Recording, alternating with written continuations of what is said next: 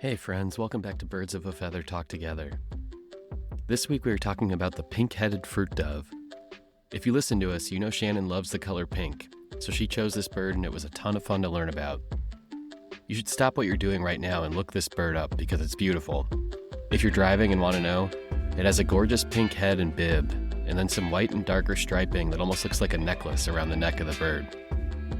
There's also a lot of green on its body. It's super pretty and exotic looking. We talk more about how pretty it is in the episode, but wanted to give you a little context if you aren't familiar.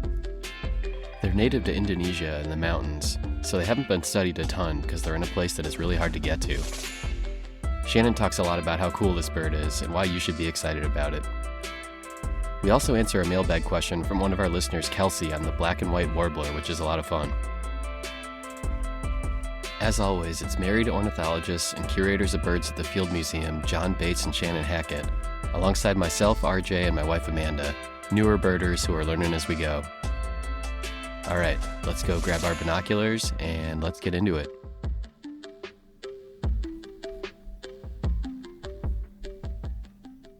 All right, welcome back, everyone. How's everyone doing? We're doing great. Shannon, I'm excited for the pink-headed fruit dove. This is going to be a fun one. This came because we have Jenna McCullough is in our house. And every time Jenna comes to our house, it's all color, 24 hours a day. She's going to be here for almost a week. So 7 days a week, all color, all day. So as she was talking about other things, we started looking through picture books to understand the distribution of whites on birds. And of course, every time we talk about color, I get diverted into pink. And so I just we were talking about how this bird gets to be pink. And so the pink-headed fruit dove is aptly named. But I mean, the reality of this, one of the reasons why I wanted to talk about this is that doves are incredibly poorly known. I think if I had to put money down, I would put them as the least poorly known, most poorly known family of birds in the world. Oh, wow. We don't have any detailed trees of life for them. There are very few genomes of them, but they vary absolutely spectacularly in color, in distributions, on islands, being flightless, going extinct. There's all kinds of things that doves do. And before I get to the pink-headed fruit dove, one of the coolest things when I made a game a long time ago with the people in the museum. It's kind of a matching game. And then there was one, it's like a Pokemon game. I don't think you can get them anymore, but it was really fun to do. And I think they were really fun. But one of the birds we did was one of these fruit doves. And so I did a little bit of research about it. You know, we had an artist rendition of the bird, and then we had facts on the back. And you could play this game where we assigned powers to each bird, and it wasn't just about strength or anything like that. So when you played the game, you could figure out the powers that you were attaching to the kind of the battle that you might be waging against another card. But anyways, one of the things that we did was this fruit dove, and there were pictures of this fruit dove, and it's incredibly bright, green, pink, incredible. And there was a picture of it, and most of these doves live higher up in the trees. And there was a picture of it from below where that unbelievably brightly colored bird completely disappeared into the branches, into the mottled with the dappled light coming through the trees. And you could not tell there was a bird in there. Wow. And it became... So brightness is in the eye of the beholder, right? Mm-hmm. And if that bird spends most of its time up in the trees, most other birds' experience with it is looking up at it, where it is incredibly camouflaged. So it might be brightly colored to the other birds that are in the tree with it, the ones it's trying to mate, but the ones it's trying to avoid, you can't see this bird. And so that to me was its superpower in this game. Awesome. Was its ability to disappear. Even with that bright pink head. Yeah. Wow. So it made me, then I was looking up pink because I always do this because I really like pink, and so I look up pink birds not infrequently. And then we got to this one. I thought we could talk a little bit about this bird, even though I think this bird might have the shortest birds of the world account of any bird in the world. It is Wow. not even a whole full page of almost nothing is known about this bird Wow. in real life. So, which is kind of funny. I think it's worth talking a little bit about its geography because it's native to Java and Sumatra, and It lives at high elevations in the it mountains of does.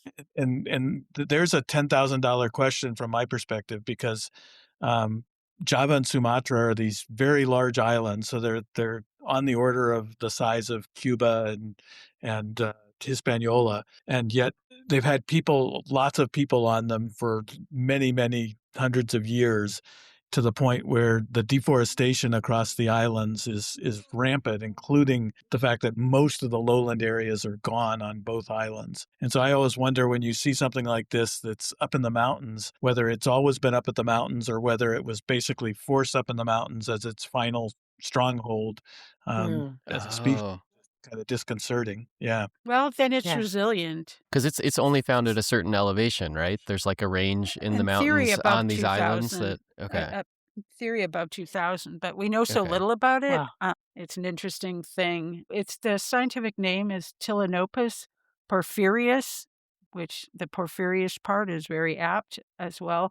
And we have 8 of them only in our collections. wow. And the genus name is Tylon, Ptilon, which means feather, and Pous, which means foot. So feathered feet. And this group of birds has feathers all the way down the legs. So that's where wow. the genus name comes from. And But Porphyrius turns out to be more interesting than I thought. I thought it just was from purple or crimson, like just reference to the color, but that's not really what it is. It stems from porphyra, and it's a term for the Phoenician Tyrian purple dye. So that's what it was named after, which I find. And it has some interesting feathers on its neck. Like it has variability in what the feathers on the neck, the shape and structure of them, which we were talking to Jenna about. I want her to go look inside of them, tell me why they are the way they are. Like they almost look a little more like textured or thicker compared to the sleeker part of it, or okay. Yeah, I'm and looking at a from picture of it. from what Jenna tells me now is that thickness is something that can cause brightness. So this bird is the feathers are extremely bright. So if you have something that's white underneath or light underneath and you make a thicker feather, it's going to reflect back bright, and this bird reflects back bright, and so is the white band. So the bird has this pink, and then it has a white band, and then it's ringed in this beautiful green color. And then there's a band of this really beautiful green color after that. It's a really, really, really pretty bird. Anybody who likes pink should go take a look at pictures of this bird because it is pink fantastic. What these birds, Shannon was saying, so that genus is almost all green-bodied birds with these incredible amounts of variation across the breasts and heads in various forms. And so I can't remember how many species there are in the genus, but there are a lot. 47. There are 47,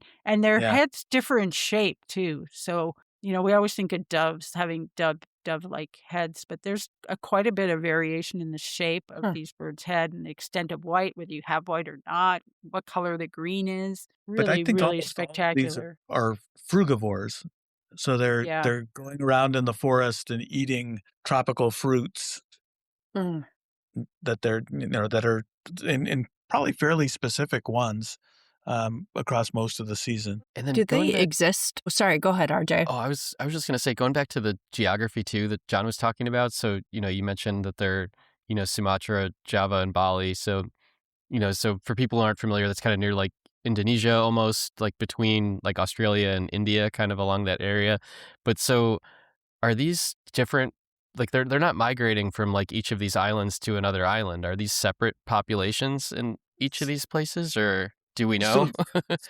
So We don't I think know. they're called different subspecies, aren't they? And so there's Are some they? variation. I don't know that, again, coming back to Mhm. what Shannon was saying about Yeah. them not being overly studied, that it's probably not been looked at. Okay. I'm going to guess because they're so tied to these high elevation forests, there's a reasonable chance they do have genetic structure across them, particularly because of the Java and Sumatra are old islands. And so these are not, they're not recent phenomena. I mean, they could be 5 to 10 million years old, and yet at the same time, one of the things about success of doves and pigeons globally is the fact that they can move around between islands. So Oh, Okay. really strong flyers for birds, and so they've colonized islands, just like the kingfishers that Jenna works on, all the way across the Pacific. There are wow. pigeons So and doves on every continent except Wow. they're Antarctica. they're thought of as a species of least concern for right now, um, except that their habitats are under pressure. But now, in the blackback woodpecker episode, we talked about the benefits of social media, having Ryan reach out to me. But now what's happening in social media is that these fruit doves are more and more common for sale on social media. So they're more Oh, common now in the no. markets, and they're being Hmm. traded through social media. And so that is an indication of the fact that you need to pay pretty close attention to what's happening to these birds, because they do live, there's not a huge amount of habitat for them to live in, although these are big islands. But so, that's an interesting thing. And then looking up some fun facts about them reminded me of the National Aviary, because the National Aviary in Pittsburgh has these birds. So you can go see Oh, them wow. live in this aviary, which is the largest indoor nonprofit zoo dedicated to birds Oh, cool. in the U.S. And they have one, so you can go. It made me want to drive to Pittsburgh to go I know. see That's one. really cool. Yeah. And I asked ChatGPT things about this bird because there's so little. I thought, let's see what ChatGPT says. Um, and it had a lot of things I kept querying it till it had to agree. This is wild speculation, and we don't really know anything about this. Okay, fine. And that has to do with, well, they're really important seed dispersers. Oh, okay. So, and they swallow seeds whole because they're little thin, their beaks are not, they're not sparrow beaks. They can't cut things in half. They're not parrot beaks. They can't rip big fruit or anything like that. So, That can grind things up sometimes. but they have to get it in there, and they're getting it in there with their beaks. And so the question was, how do they find fruits that are ripe? Hmm. And that there's all this speculation about visual systems, and the fact that bird visual systems can be tuned to the color of ripe fruits. And so this Oh, thing okay. lives in the trees high up, so if its vision is tuned to that, it can find the trees that have ripe fruits. So I don't know if I believe that, but that's one of the things, and that's testable, right? So if you could find enough of these birds to actually do that. Wait, so potentially they could look at a fruit and know its ripeness just from Exactly, by its wow. color. That's And they could really do it cool. from a distance because they have really acute vision. So I don't That know I don't know, but it's a good story. yeah, And One it's of Yeah. testable. they were Mhm. talking about, you see them in small groups of 2 or 3, where I'm guessing those are mated pairs and things, but then you'll also see groups of up to 17, and my guess is those are situations where there's a good fruiting tree, so they watch each other Okay. too, Mm. and Yeah. move around the landscape to find things to eat too. One thing about pigeons and doves is it's not that they're not territorial, but they aren't highly territorial like a lot of other birds. Okay. So what did you think when you saw this bird? I thought it's beautiful. Yeah. Yeah. As I say, I wanted to ask, is this a bird that would live entirely, in the canopy and not come to the ground at all? Good question. I don't know. I've seen species from South America that I consider to be canopy birds come down to the ground sometimes. So Okay. if you think about it, fruit drops off of trees, so ripe fruit can Mhm. drop. So there could be That's situations where it's absolutely worth your while. The only caveat meaning there are probably a whole different set of predators that you start dealing with if you come down to the ground. okay. Very cool. I wanted to follow up also on something you said, Shannon. So you said there's 8 specimens, or you have 8 individuals. Mhm. Is that the lowest of, do you know which bird has the least number of individuals in your collection? Oh, we have there's a huge tail of things that across the Yeah. 11,000 species of birds where we would only have one of them. Oh, Yeah. wow. Yeah. Especially things Wow. we might have traded for. So we might have traded one of ours for one of someone else's just to complete Okay. the picture. But And- 8 is on the That's 8 is amazing. on the low side, but not on the lowest side. Okay. 8 was more That's than I thought. crazy. I didn't think we would have that many. I was actually surprised we had 8. It's crazy. Yeah. So I was, when I was reading about it, just trying to find like similarities to like the dove that I'm familiar with, the mourning dove, and I was trying to see if Mm. its call Yawn. sounds like Oh, come whining, on. and it does not You sound are like. you are dissing one of the prettiest birds in the No, world by just 'cause I like comparing to it to think, the like- whining mourning dove. No, Come on, RJ. but I was reading about just how they make like kind of the flimsy nests too, and how their Yeah. nests are Yes. not anything to note about. But what I thought was interesting was it said that the males build the nests and that the Yeah. females just observe. So females were observed not participating in nest building and instead were observed to perch in tall nearby trees, and that the males do all Yeah. the nest building. I just thought that Almost was kind of certainly interesting. judging, right? Yeah, I don't right, like the way right. you put that. I know. One of those 6 sticks is not Yeah. right. Yeah. Well, you'd think then that they'd put some more effort into it, but Yeah, it sounds right. like they're still flimsy. No selection on that front. Yeah. Female choice. on the male I doing love it. anything special. But I thought that was so Shannon, what you're saying about like looking up at them and that they can just disappear. But with that bright pink, so is that like you talked about dappling light, or is that blending in with fruit in the trees, or is it just that there's so much color variation in the trees that it just kind of all falls off?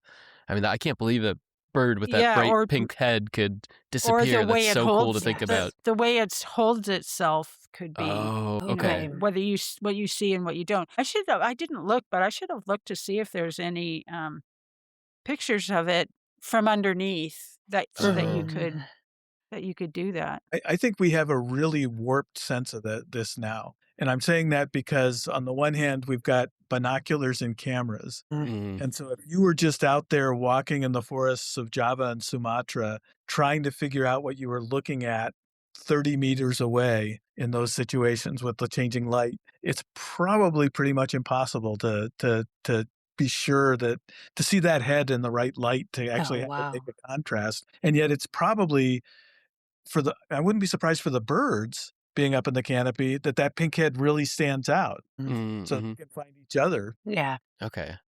Cool. And if that bird can't make you love pink, nothing can. That's You would right. have to admit that you have a flaw in your character. I see the flamingos did pretty well in the March Madness thing. Oh, They yes. did. Yes. Next year, maybe it'll be the I pink-headed fruit don't- dove. Yeah. I outvoted the flamingo as a choice. I just want it known. I'm still kind of baffled by that. Nick broke the tie, and nobody named him the VP of the March Madness to go around breaking political ties. So, but he has a right to it. At least it's pink. He has a right to it. Yes. Yeah. When I was doing research, I loved, there was just the eBird definition, or just said an absolute gem of a dove. Oh, I was like, yeah. I love It it. is like a jewel, actually, isn't it? Yeah. It is like a jewel. Yeah. That's so cool. I might have a number of clothes that color. I just Oh. maybe have. We do have a mailbag question. Is there anything else on the pink-headed fruit dove we want to get into? Or Let's No. listen to the mailbag. all right. So this is from Kelsey, Kelsey G. She reached out on Instagram, and she's a photographer. KG Wildlife Photography is her handle on Instagram. But she sent us some really cool pictures. She said, just finished the Snowy Owl episode, and these were taken 2 days before I had my son in 2024. Oh, The other wow. photos are a black and white warbler, a northern parula. I was wondering if you could please do an episode of these tiny but mighty little birds. The black and white warbler would be quite interesting. Please and thank you. And I hope to see a Kirtland's warbler this year. And she sent some really cool awesome. pictures, so we can share those. But yeah, thanks for reaching out, Kelsey. Yes. Yeah. Did I she love the name her black and son white. Snow? Yeah. Kelsey, you That's have so- to come back and tell us what you named your son, and congratulations Yes. anyway. So he's I know. about to be 2. Those black and white warbler and northern parula would be great things to talk about. Yeah. Yeah. Black and white's one of my favorite. Every time we see those, they're so cool. And I just love the I love coloring on those. them. I don't know, they're incredible. They're so It's almost cool. like a marbling almost. Yes. We've Yeah. done Kirtland's warbler. What else have we? Yeah, we've done like a Kirtland's brindle. warbler. I have that We haven't spreadsheet done up somewhere. any other warblers, I don't think. Mm. No. Is that right? Here, All right. I'll tell I- you. Maybe we should Yeah. get some lined So- up then. So black and white will Yeah. be first. Oh, that's awesome. Yeah. I love that she was birding right up to giving birth. Like, way to go, Kelsey. That's Yeah. awesome. Oh, we did Blackpool. Oh, that's so right. we have okay. Blackpool, Kirtland's. Yeah. And that's it? And we Wow. did them in close succession, episodes 40 and 43, Okay. in and amongst cassowary and brown-headed cowbird. Oh, we wow. also did not do pink-headed warbler because of the pigeon. Oh, yeah. Yeah, but This could have been a warbler that is- episode. no, We're it could have close. been more pink. I think we should have, it's spring, so we should have pastel birds in honor of Easter season. Oh, Oh, sweet. So we All should right. do a whole bunch of pastel-colored birds. Easter like egg colored Easter ones. eggs. Yeah. All right. I We could do support our own that. Easter egg, What- our what own Easter bird- egg what hunt. bird reminds people most of an Easter egg. Budgies, the blue of budgies, Oh. the yellow Mm. in budgies. Budgies are good for that. I gotta look Yeah. at some pictures. Yeah. And there are enough pink birds to fill up an entire basket. Yes. All right. Well, I think we're getting close on time. Is there anything else we want to chat about? Nope, No. spring is coming. People are getting anxious outside. We still have 4 more minutes, and there's somebody that just came and waved. Like, Did you wait back? Bye. yeah. Spring migration is coming to Chicago. I saw on one of the message boards that somebody had seen a Louisiana water thrush at the zoo, I think today at the Lincoln Park Zoo. So, Oh. this is right on time. So That's even though awesome. it's 7 degrees, Yeah. Yeah, it's really birds cool. migrate. That's exciting. Yeah.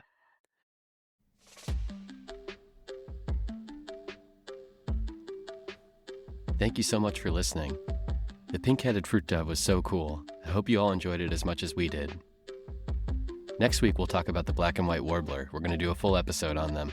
It's warbler season here and spring migration, so this is perfect to talk about. We're really excited. All right, we hope you all have a great rest of your week. We love you, and thank you so much for listening. Take care, everyone.